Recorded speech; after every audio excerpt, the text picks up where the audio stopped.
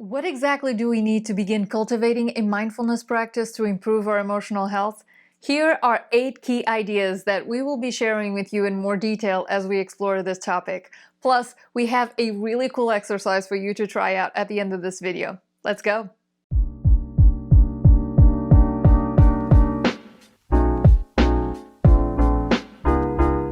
Good day! Welcome back to Earthshine Collective. My name is Liz and we are here to support your conscious evolution through our free emotional well-being series here on YouTube. Now let's dive right into the 8 things that you need to keep in mind when practicing mindfulness. Models are not reality.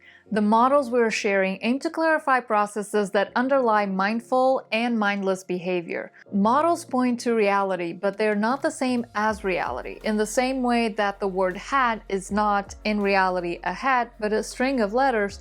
A model presents an idea of how reality works, not reality itself. Reality is far too complex and subjective to be translated entirely into words, concepts, figures, or models everyone accepts. It can only be experienced in the here and now because that is where we all exist. Models, words, and concepts can provide insight and help create an experience. Still, they can never be the actual experience in and of itself. Practice requires patience. The effects of your efforts will not always be immediately evident. We usually compare it to gardening. Before we see the fruits and flowers and vegetables of our dedication, we must first prepare the soil, plant the seeds, water them, and patiently wait for the garden to grow. Therefore, take your time to do the exercises provided and know that you are always doing your best. On that note, be kind to yourself. Don't be upset when you inevitably get distracted during the practice. Know that it will happen many times. That is how our minds operate, incessantly recycling old thoughts and sometimes picking up new ones. Feelings will arise and fade away. Thus, be kind to yourself when you notice pain, anger, or fear. Be kinder when you notice that you're making judgments or getting distracted because your mind wants to avoid pain. Awareness of these moments allows you to direct your attention back to the practice in a gentle and compassionate way. Observe the self-judgment. We are often used to judging everything and everyone around us. When we compare current events with past experience or expectations, we instantly judge them. We experience something and automatically start thinking about what the experience means and whether it's good or bad. This prevents us from being fully present in the here and now because we can only see the present through the lens of our value judgments. Judgments can come in many forms, but they all play a role in distancing ourselves from what we judge. So when we judge ourselves, we magnify the separation from our own self-love and self-worth, from a part of ourselves that is whole and accepting and does not judge. In mindfulness, we learn that it is enough to become aware of those judgments. In fact, you may realize that the main story of your thought patterns is mostly a narration of your pain, which then causes you to suffer. So during practice, notice when your mind judges and direct your attention in a compassionate way back to the practice. The more you do this, the better you'll get at shifting your perception from judgment to discernment. Accept and acknowledge what is present. In general, we have been programmed to spot what is uncomfortable and devote much of our time and energy to either suppressing, denying it, or resisting something that cannot be changed in the first place. So please keep in mind that acceptance is not agreement. Both pleasant and unpleasant sensations may arise during practice, along with diverse emotions and thoughts. Instead of denying them and pushing them away, mindfulness requires a willingness to let them be in the present moment as they are. Remember that mindfulness is not about getting rid of these internal states, but about changing our relationship with them. It is about cultivating a more friendly, acceptance-based relationship with our inner selves. In other words, when unpleasant states arise, let them be as they are. Focus on your breathing to keep yourself in your body, not in your head, and be open and curious about what these states want to show you about yourself. Practice beats perfect. Mindfulness is about starting over again and again. So once you get distracted during practice, gently redirect your attention back again. You will do this again, many times. In fact, this repetition is part of the exercise. When we train to redirect our attention, a crucial aspect of attention regulation, we cultivate open awareness, which is the hallmark of the beginner's mind. It allows us to look at the reality anew, just like a young child who experiences something for the very first time. We get better at discerning the thoughts or patterns that are toxic to us and begin to pay attention to how we feel about certain things. Focus on systems, not on goals.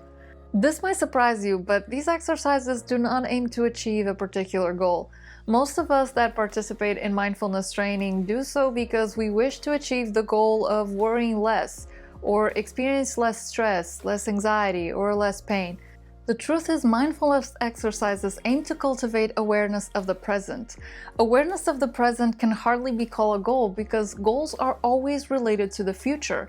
So when we start doing these exercises to achieve a particular goal, such as I'm going to meditate because I want to become more calm and relaxed, the goal not only focuses our attention on the future, but also makes us more aware during the exercise that we're not achieving the goal fast enough, if at all.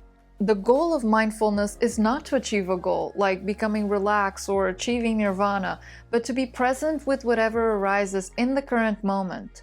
In other terms, mindfulness is about the practice, not the result of the practice. Paradoxically, this type of awareness has been linked to improved health-related outcomes, but it can only be cultivated in the present with a future-detached mindset. And finally, this too shall pass. Sometimes pleasant experiences arise during the practice. We often want to hold on to these experiences, attempt to prolong their duration, and completely forget that open awareness means detachment from all events, good and bad. When we try to change the course of pleasant experiences, we're doing the exact same thing as when we try to push away the unpleasant states. In both cases, we attempt to alter reality instead of experiencing it with an open and detached attitude. Therefore, we invite you to observe and give the pleasant experience room to follow their natural course.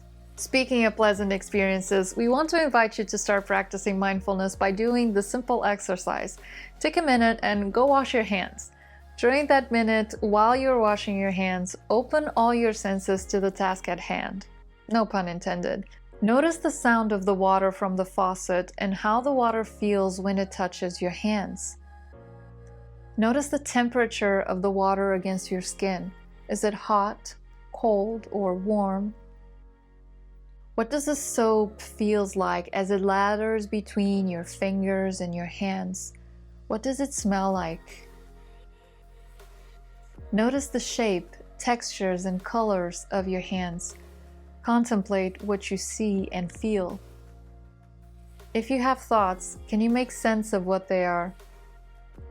Can you just notice them without making any judgments? The practice of informal mindfulness can be done anytime throughout the day. Take these steps and apply similar questions and observation skills when you're washing the dishes, taking a shower, making the bed, getting dressed, or brushing your teeth. Any mundane activity is an opportunity to be mindful.